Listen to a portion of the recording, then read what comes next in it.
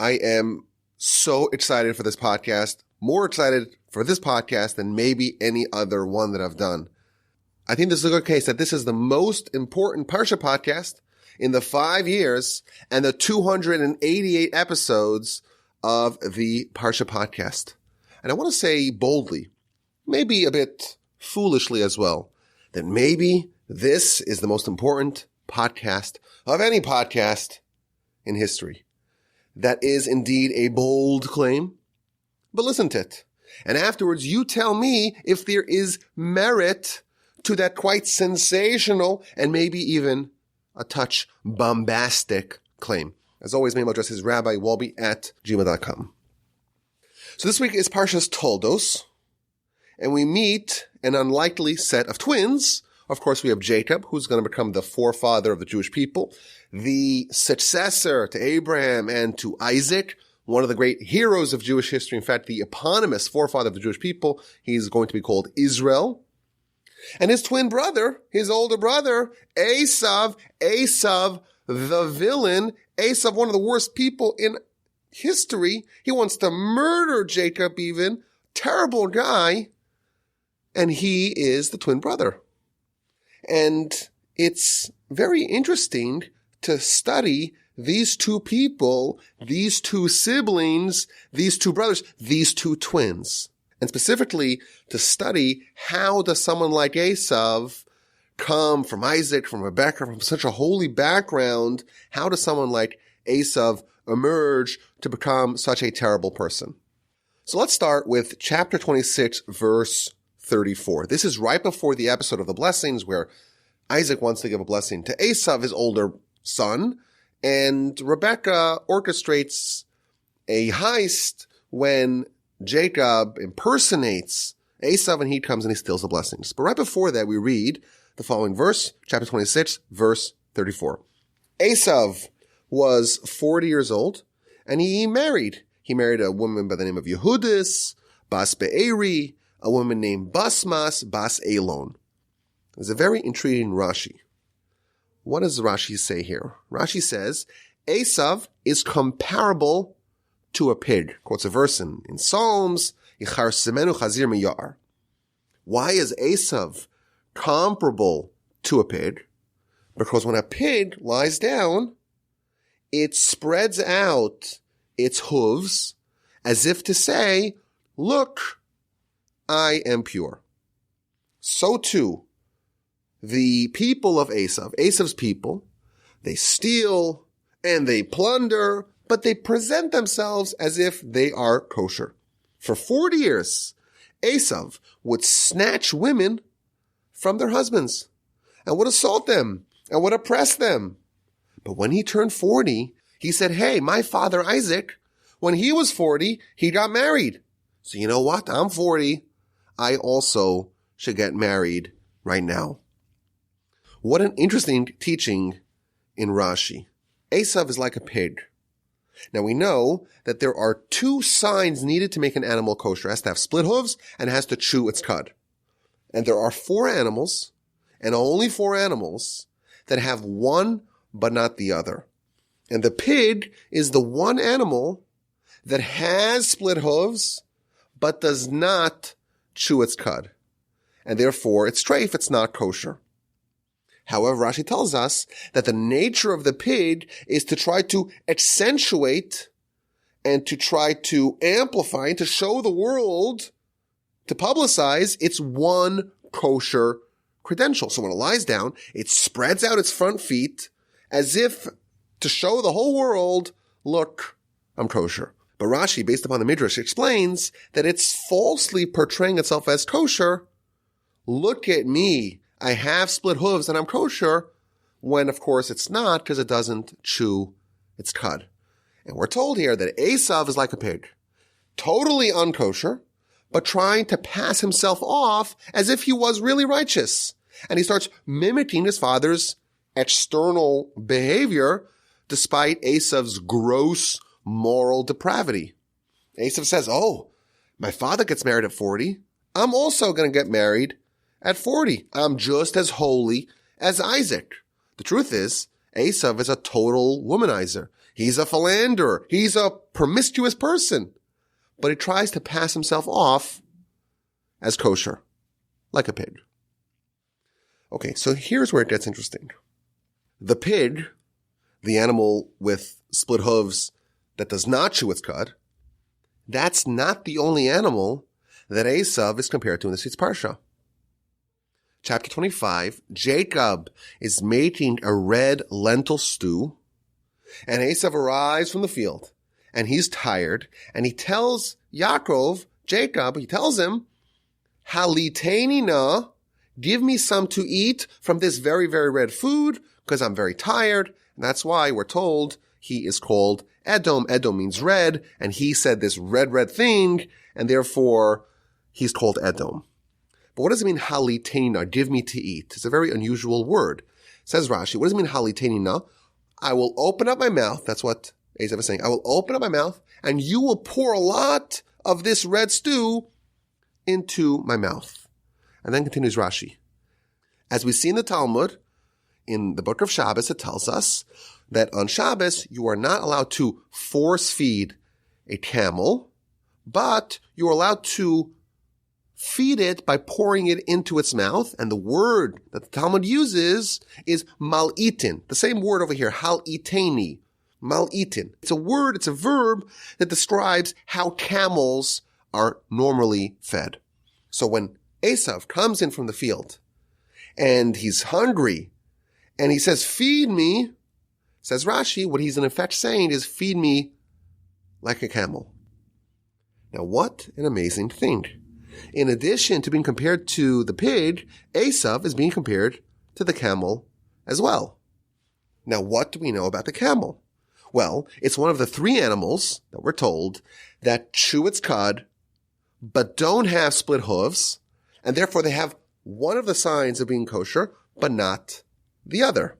And our sages note that the pig has the split hooves, spreads it out for all to see, and the camel has the opposite. The hooves are not split, but it does rechew its cud. And how does it rest?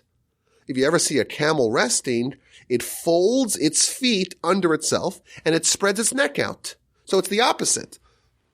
It says, hey, look at me, I chew my cud, even though the fact that it's not kosher due to the fact that the hooves are not being split, that it's hidden under it. So both these animals are trying unsuccessfully to accentuate their kosher credentials. And we see, interestingly, that Esav in our Parsha is being compared to both of them. But what do we do with this discovery? What is the significance that Esav is compared to the pig that only has the split hooves and to the camel that only chews its cud? So here's what I want to suggest. Esav had the ability to become kosher. He had both the split hooves and he had the quote-unquote cud chewing. He had all the tools, all the ingredients, all the puzzle pieces to become kosher, to become holy, to become pure, but he just couldn't put it all together to actualize his potential.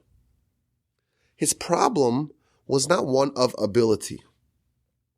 He had the ability. He had all the ingredients to become holy, to become kosher.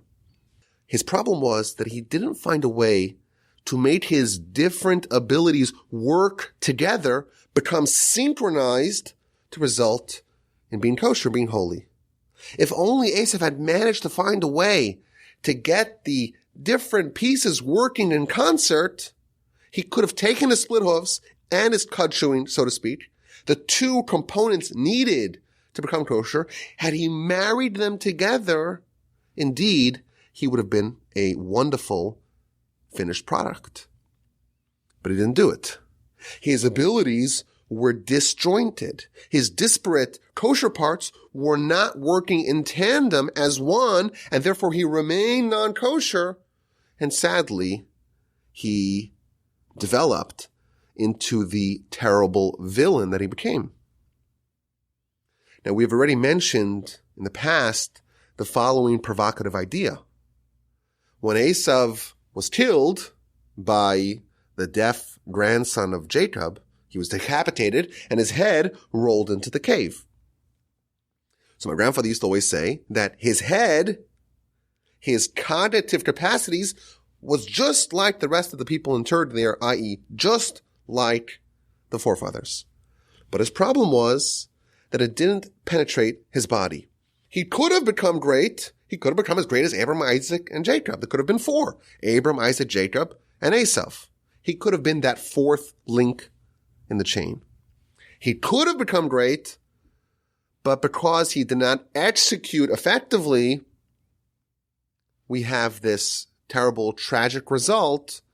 Esav just didn't put it all together and is ultimately a terrible failure. But let's go a step deeper. Why indeed did Esav fail? Why couldn't he marshal all his forces together to become the 4th father of our people? Why was his head spiritually unconnected to his body? What was the flaw that prevented him from actualizing his potential? So let's explore that question. And when we study Esav in the Parsha, there really is not a shortage of flaws. In fact, there's a smorgasbord of flaws that Esav exhibits. But what I want to do is I want to try to find the alpha flaw, the tent pole flaw, the keystone flaw, the flaw that led to all the other flaws, the mothership of all the flaws that caused Esav to not actualize his potential, to not take all the gifts, all the tools, all the abilities that he was given and make something out of himself. So of course we read about Esav and we see flaws the entire story. Just him being born, that very dramatic story of him being born. Even beforehand, the very unusual morning sickness of Rebekah, we're told that whenever she passed by a house of idolatry, Esav began to stir. He wanted to be born. He had a drive towards idolatry that began even before he was born. And then once he's born, he's a fiery redhead. Rashi says that's a sign that he's going to become a murderer. And he's very hairy. And the Kabbalists explain that what that means is that every sin is going to get trapped in him. And then we read how Esav matures. He's now 13 years old. He's a young man, and he knows how to do trapping. Says Rashi, what does that mean? He knows how to trap and deceive his father. He was deceptive. He was someone who was always tricking his father to make him believe, to give off the false impression that Esav was really righteous. And he was also a man of the field. Says Rashi, what does that mean? He was idle. He was not someone who was contributing towards the advancement of society. So again, we see flaw after flaw after flaw. Again, Rashi tells us, Esav comes back from the field and he's tired. What does it mean he's tired? Says Rashi, with murder. When the Torah calls someone tired, it means that they're spiritually tired. They're spiritually weakened. Why was Esav spiritually weakened? Because he had done the most unconscionable of sins, taking someone else's life. And he goes to Jacob and he says, quite gluttonously, stuff me with food. And he's acting with coarseness. He's not subtle. He's not nuanced. He says, give me this red stuff. Give me the Edom, the really red thing. He's behaving in a very coarse manner. And then Jacob says, I'll give it to you, but you have to sell your birthright. And he says, okay, well, what do I need the birthright? I'm going to die anyhow. He's short-sighted. He's impetuous.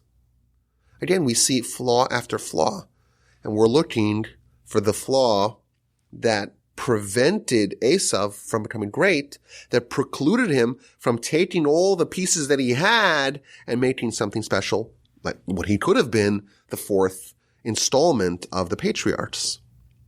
And then continuing the Parsha, we read about the episode of the usurpation of the blessings. It too is likewise chock full of examples of Esav's flaws. When he finds out that his brother stole the blessings, Esav erupts with explosive anger. He has envy against his brother. He promises vengeance. He plots to murder his own brother. We read Esav's story, and there is a complete, unending, continuous litany of character flaws, of character shortcomings, and it's not immediately clear what is the tentpole, what is the flaw that was the linchpin in preventing Esav from achieving his potential. But I want to make the following suggestion. I want to suggest that maybe we can identify what the alpha flaw was that prevented Esav from being the fourth forefather. What was the thing that ultimately prevented him from actualizing his potential? So like this. When Jacob is making the stew and Esav comes in and Esav wants some stew. So Jacob says, I'll give it to you, but sell your firstborn, your birthright, sell that to me. So what does Esav respond? This is chapter 25, verse 32. Behold, I'm going to die, and what do I need it for? What do I need it for? Give me the food. So simply put, that means he's so hungry, I'm going to die anyhow. It's worthwhile for me. I'm at this state where if I don't eat right now, I'm going to die, and therefore the most important thing in the world is food. That's what you would think if you just read the verse without Rashi. Let's look at what Rashi says. Rashi gives us a peek behind the curtains, as he always does, to understand what the dialogue really is about. This birthright, certainly at that time in history, contained the right to do service in the tabernacle and the temple. And Jacob said to Esav, give me that right, sell me that right, and I'll be the firstborn, I'll do the work in the temple, and you won't. So Esav responds, well, okay, tell me more. What does it mean to do work, to do service in the temple? What is the nature of this kind of work? So Jacob responds that there are many laws. There's many prohibitions. There's many warnings. There's many instances where if you go wrong, it could actually be a capital offense. And he gives him some examples. If there's a Kohen or someone who is a priest who's working in the temple, and they come in and they're drunk, or they have long hair, they haven't cut their hair within 30 days, that is actually an executable offense. And that's some of the laws. That's what it means to be the firstborn, to have the birthright. So Esav says, if so, I'm going to die. What do I need it for? Esav is totally discounting the value of the birthright because it's going to kill him. And why is it going to kill him? Because drunks and long-haired people who serve are executed. So what? What's the problem? Avoid drinking beforehand. Get a haircut once a month. Simple. Why does Esav view these laws as a death sentence to him if he was the firstborn? I think we've discovered the critical flaw in Esav. Esav had a thing for alcohol and long hair. And in his mind, that was unchangeable. And therefore, Esav says, if this is the criteria of being the firstborn, I'm dead. I'm a dead man walking. I can't possibly change. This is who I am. I need to have my Jim Beam. I need to have my drink. I need to have my long hair. It's kind of my style. To be someone who serves in the temple, in the tabernacle, you have to have short, neatly cropped hair, and you can never drink, or you can't drink right before you walk in. Impossible for me. I'm dead. It's not worth it for me. Here you go. Take the firstborn right. It's yours. The word Esav in Hebrew means finished, done. Esav, his essence or his essential problem was that he didn't believe that he was dynamic, that he was changeable. What it is what it is. This is as good as it gets. What you see is what you get. I can't change. I am who I am. Esav believed that he was a finished product. He believed in what's known as a fixed mindset. And therefore, in his head, he's an alcoholic, or he needs to drink every day, and he has to have his long hair, and that can change. And therefore, the only way for things to continue in the event that he would retain the birthright is he would die. Can't change. Esav is unchangeable. That's how he viewed himself. But the truth is, that was not true. That was an error. He was indeed, Esav was born loaded with flaws. But guess what? He had the tools to fix it. He had the camel tools. He had the pig tools. He could have put it together and become holy and actualize his potential and become the fourth link in the chain. But he had a fatal flaw that prevented him from putting it all together. He didn't believe that he could change. He was Esav. It's done. It's static. It's unchangeable. And that was his downfall. And here's the final clincher. There was a second Esav. Actually, there may have been even more. We're told in the advanced commentaries that actually Joseph was like Esav. Rashi already tells us that Antoninus, Marcus Aurelius Antoninus, was also a reincarnation of Esav. But listen to this. King David was also like Esav. In fact, the commentaries note that there is a word that appears only twice in Scripture. The word is admoni, which means redhead, which Rashi told us that's a portent that someone's going to be a murderer. It appears only twice. With the birth of Esav, he was admoni, he was a redhead, he was a murderer. And it appears a second time, the first time we meet King David, who's not quite king yet. Samuel, this is the book of Samuel 1:16-12.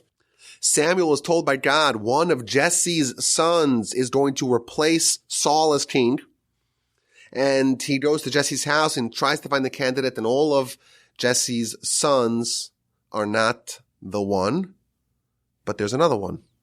There's a son that his own family members don't believe that he has the ability. But Samuel says, nonetheless, bring him here.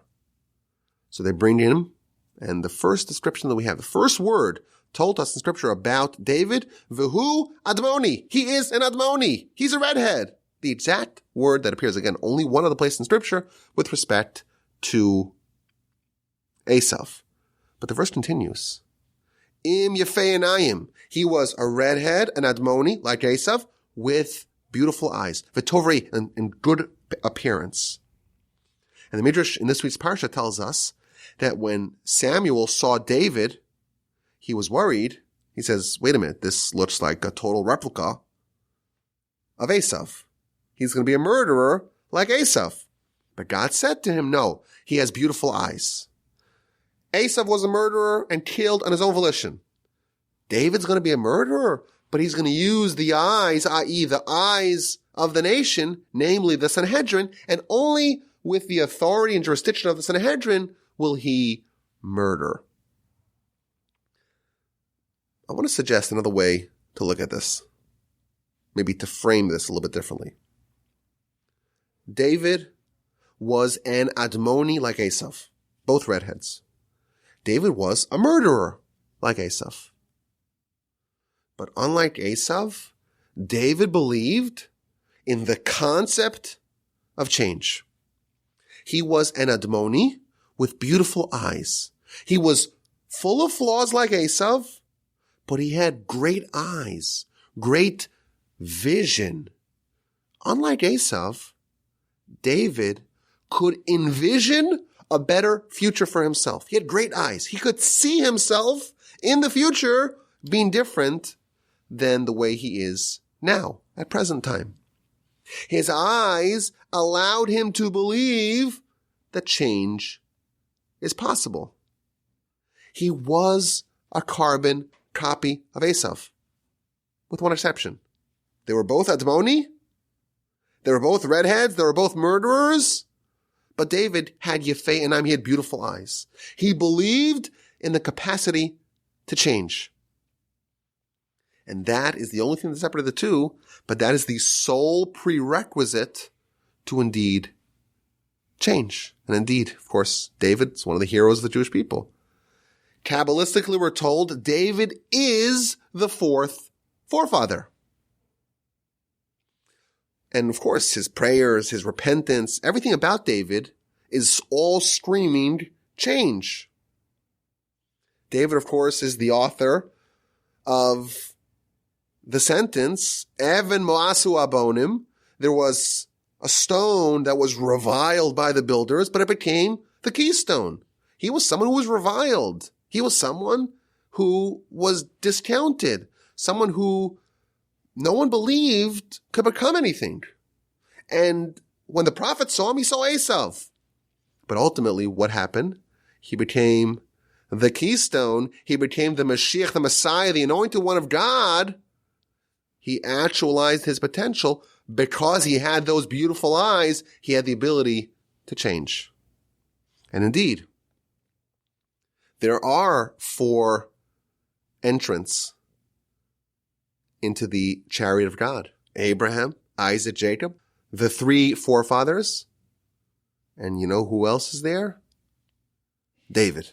He too is on that pantheon. What an insight. Esav had all the tools to overcome his innate flaws. He had the split hooves and the quote-unquote cud chewing, but he failed because he was unable to see himself in a different light. He could not envision himself being better. He could not envision himself being different than the way he is right now. And therefore his head, and his head alone, was buried in the cave of the patriarchs. The rest of him was just not meritorious. He's this great what if of history. What if Esav would have marshaled it all together? He would have indeed been the 4th of the patriarchs. If only he believed in the concept of change. David did have that vision. But Esav was just the Admoni. He was just the bad character without the beautiful eyes, the beautiful vision, and he failed. And by the way, just to round this out, we are told that David is a reincarnation of Adam. Thus, in effect, David, along with the 3 other forefathers, is also interred in the cave of the patriarchs. All 4 of those people, plus the head of Esav, indeed make the final cut. I think there's a very powerful lesson here for all of us. This is something that I believe in very, very, very strongly. Every one of us, I'm talking to myself, I'm talking to everyone I know, I'm talking to everyone listening, and everyone who's listening, everyone you know, I think that it applies equally to all of us. All of us are like Esav. We are all given all the tools to become great ourselves. Of course, everyone's different. Everyone has different personalities. We've spoken about this at length. Everyone has different characteristics, different abilities. They might want something different from every individual. But every person can actualize that potential, is given whatever tools that person particularly needs to achieve that person's particular destiny. We all have flaws, but we all have the tools, the proverbial split hooves and cud chewing abilities to be able to do that. But the necessary prerequisite, critical necessary thing is that we have to believe that change is possible. And I think in this area, this is where people fail, in my opinion. This is where everyone goes wrong. Or not everyone, a lot of people go wrong. Most people, from my anecdotal experiences, they don't actually believe in the capacity of change. They don't believe it. And of course, people won't say this. but that's how people behave. There is a certain assumption that this is the way it is, and everyone is doomed to stay the way they are forever. And that's absolute nonsense. It's malarkey. It's hogwash. We all can change.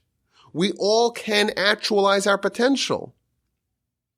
But the first thing we need is that vision of David, those beautiful eyes, the ability to look into the future and see a better version of ourselves down the road.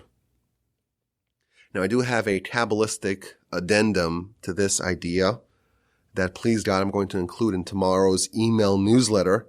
It's just a bit too spicy, or as we say in Yiddish, a bit too schmaltzy for the podcast, but I do intend to include it in the email newsletter tomorrow. And if you're not on the email list, go to rabbiwolbe.com/newsletter and you can sign up. Okay, let us go to this week's A and Q. I feel like we should get a jingle for the podcast, but I don't know how to do that. It's too complicated. But imagine there was a jingle here, or at least a drum roll. Now, this question is courtesy of my dear friend, Mark Cantor. And he points out that there's something very surprising in this week's Parsha. Very surprising behavior that is seemingly unbecoming of Jacob. And that is that Jacob impersonates his brother, has to lie or at least get really close to lying a bunch of times, and steals the blessings intended or earmarked for his brother. Now, the preliminary question is, well, what justification does Jacob have to steal the blessings? Isn't that a crime? I think that's the preliminary question. But you could always argue, well, it wasn't Jacob. He was really doing his mother's bidding. He was, in fact, resistant to doing it. And his mother, you could say, well, she was just trying to actualize, to bring to fruition the prophecy that was foretold to her that Esav is going to be dominated by Jacob. But here's the deeper question. Why did the Almighty orchestrate it in a way that Jacob ended up with these blessings through this shady, chicanerous, circuitous, un-Jacob-like way?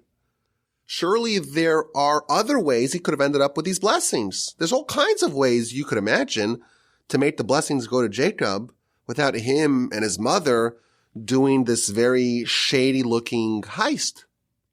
What if, for example, God or the prophet told Isaac that Jacob is going to dominate Esav, just like Rebekah was told? Well, end of story. Isaac gives the blessing to Jacob, and Esav doesn't have all this hatred, and really human history, Jewish history, ends up very differently. Why not give it to Jacob in a less problematic and a less questionable way?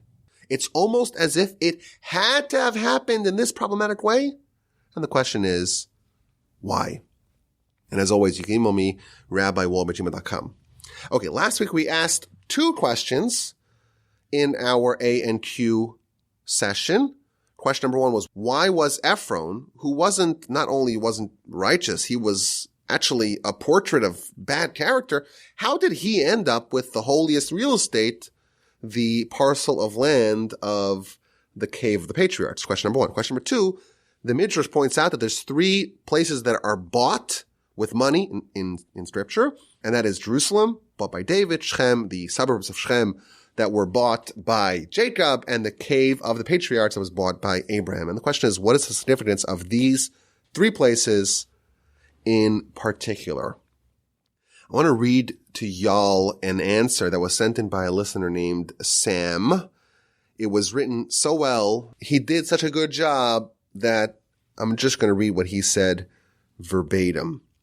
So to answer the first question, he said as follows, quote, "The land containing the cave of the patriarchs was owned by Ephron instead of a holy man or even just a normal man, because holiness must be drawn out of wickedness.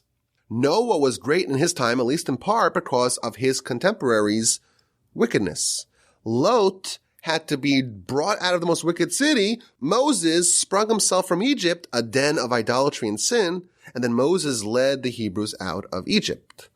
Ruth was righteous despite her unsavory lineage, and here's the line: holiness, whether in a place or a person or a people, is repeatedly delivered from wickedness and sin. So that's the answer that Sam wrote in. And I think he hit the nail on the head. And this is a major theme in Jewish philosophy, that the good and the bad are so intermixed. Sometimes the best good is trapped in the worst bad, and part of, so to speak, the national mission of the Jewish people is to try to extract this good out of the bad. Now, I want to point out that there are at least two ways to explain it. There's one way to explain it, this idea, this phenomenon of the bad and the good being so interwoven. There's one way to explain it, that the potentially holy are targeted by the Yetzer Hara. Meaning Ephron, because he had this gem, that's why he became evil, because he became a target. That's one way to explain it. Alternatively, there's the idea that since the sin of Adam, all holiness, all goodness is concealed, is buried, is hidden in the darkness, in, so to speak, facade of evil, and that's just the nature of goodness. Very powerful idea. I think it's something we'll probably encounter again. Now, with respect to the second question, Sam also gave what I thought was a very stellar answer. I want to read it here again verbatim. The 3 parcels of land purchased in the Tanakh are not the only parcels to change hands in the Tanakh. Most of the land acquired by the Israelites or Hebrews is acquired by force of arms. So the question is, why can mundane places be conquered, but holy places cannot? These places are holy, exceedingly holy. But there appears to be no problem with shedding the blood of sacrificial animals, at least at the Temple Mount. So the rule appears to be that human blood should not be shed in these places. Considering humans are made in God's image, this makes sense. One should not disgrace God in a holy place. So these 3 places must be purchased because they cannot be conquered through violence. I have always said that the Parsha Podcast listeners are the best audience in the podcast universe, and this stellar answer by a listener named Sam is another testament to that idea. Thank you so much, Sam. As always, my email address is rabbiwolbe@gmail.com. If you want to subscribe to the newsletter, rabbiwolbe.com/newsletter. Thank you so much for listening. Have an amazing Shabbos, a fantastic rest of your week, and please God, we look forward to speaking to y'all next week.